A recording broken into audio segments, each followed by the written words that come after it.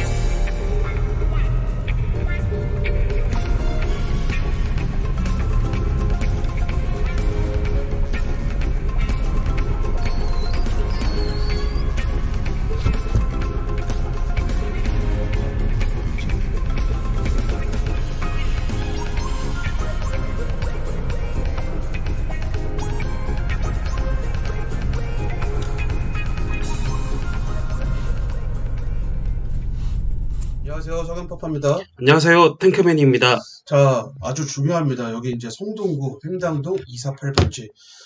전철역으로는 왕십리 역세권이죠. 이제 청량리 왕십리 역세권 광역 거점 사업지. 사실상 GTX 1호선 역세권이 될 곳인데, 네, 이제 그게 중요한 게 아니라 우리는 돈을 버는 게 중요한데, 네, 이거를 22년 3월 4일, 오늘이죠. 송동구청장이 이제 공고를 냈는데, 이거 왜 중요하냐면, 횡당동 248번지 일대 도시정비용 재개발 사업 정비계획의 수립 및 정비구역 지정 네, 그리고 지구단위 계획 결정을 위한 공람 공고라고 해서 이 말이 뭘 의미하냐면 왕십리 역세권 횡당동 248번지 일대가 상업지역 재개발을 한다는 의미예요. 즉 도시정비용 사업이잖아요. 그래서 네, 그쵸. 도시환경 정비 사업은 일반 주거지역의 재개발이 아니라 상업지역이나 준주거지역, 중공업지역의 재개발을 일컫는다. 이미 여러 번 말씀을 드렸는데 1번 서울특별시 고시로 2009년도에 이 왕십리 광역중심 지구단위계획 특별계획구역을 지정했죠. 2009년에.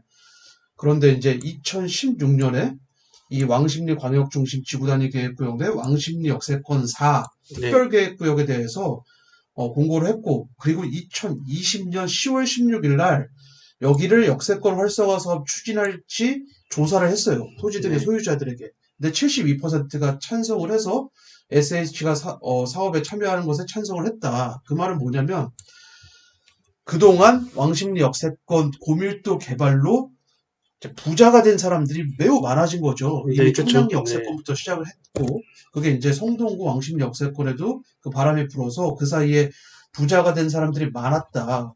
이 왕십리 역세권은 상당히 상권이 강한데 그럼에도 불구하고 72.6%가 찬성을 했다. 네, 그런데 중요한 건 이거예요. 이제 투자자들 입장에서 돈을 벌려면 이런 정보가 있기 전에 바로 이걸 선점을 해야 되죠. 네, 왕십리 그쵸. 역세권 4 특별계획구역에 대해서 성동구 공고 2020년 10월 16일로 역세권 활성화 사업 추진 여부에 대해서 조사를 했다. 언제요? 10월 16일, 2020년 10월 16일. 네, 그런데 그쵸. 네, 이거 제가 과거에 이거 블로그에다 쓴 글이 있어요. 네, 그걸 한번 좀 이렇게 한번 네. 보겠습니다. 이거예요. 왕십리 역세권 임장해서 도시건축 혁신 시범사업지는 어디 해가지고 2020년 8월 18일 날 발행한 글인데 블로그에 8월 18일 날 언급했다면 강의나 컨설팅에서는 이전에 이미 얘기를 했다는 의미겠죠. 네, 그때 뭐라고 했냐면 이 블로그 내용을 좀 보죠. 쭉, 네, 한번 내려가 보겠습니다. 여기죠, 여기. 네, 요 지역을 우리는 유심히 봐야 된다. 왕십리 뉴타운 아파트 볼 게 아니라 이 왕십리 역세권의 요 바운더리를 우리는 열심히 봐야 된다라고 이제 그때 이제 말씀을 드렸는데 왜 그렇게 말씀드렸냐면 여기 100% 역세권 고밀도 사업하면서 기존의 용도가 이제 좋은 용도, 상업지역으로 용도가 변경될 것이다. 네, 그리고 역세권 고밀도 개발은 뭘 의미하냐면 도시환경 정비 사업, 즉 재개발을 의미해요. 네, 그래서 상업지역 재개발 구역이 될 예정이니 반드시 여기 매수하면 좋겠다라고 실제로 컨설팅에서도 추천을 드렸고 강의에서도 얘기를 했고 가장 마지막에 이렇게 이제 임장기로 다뤘는데 그게 2020년 8월 달이었고 드디어 2022년 3월 4일에 발표가 났어요. 성동구청장이 공고문을 낸 거죠. 네, 그렇습니다. 냈는데 쭉쭉 내려보면은 기존에는 3종 주거 지역과 준주거 지역이 혼합된 곳. 준주거 지역이면 좋은 거 아니야? 좋은 거죠. 근데 더 고밀도로 지으려고 하는 거예요. 그래서 이 도시계획의 업무를 보면은 높이 제한도 분명히 있는 지역입니다. 그런데 이 높이 제약이 요 아래쪽에 보면 준주거 상업 3종 주거 지역이 보이시죠? 네, 3종 주거 지역과 준주거가 일반 상업 지역으로 용도가 요번에 변경이 된 거예요. 변경이 네, 되면서 높이를 55층 최고 55층까지 허가를 해주겠다. 그러니까 높이가 달라진 거죠. 준주거 네, 해봐야 40 몇 층 정도밖에 안 되니까. 그래서 더 높이 지으려고. 즉, 그 말은 뭐냐면, 이 구보를 쭉 살펴보면은, 뭐, 주민 편의시설 계획도 있고, 임대아파트 계획도 있고, 기타 등등의 계획이 좀 있어요. 그래서 그런 것들을 주상복합의 형태로 빠르게 개발을 할 것이다. 네, 빠르게 개발이 되겠죠? 70%가 넘게 빠르게 찬성을 받았잖아요, 여기. 거의 반대 없이, 동의를 하신 것 같던데, 이러면 투자자들 입장에서 단기 차익을 남기기가 상당히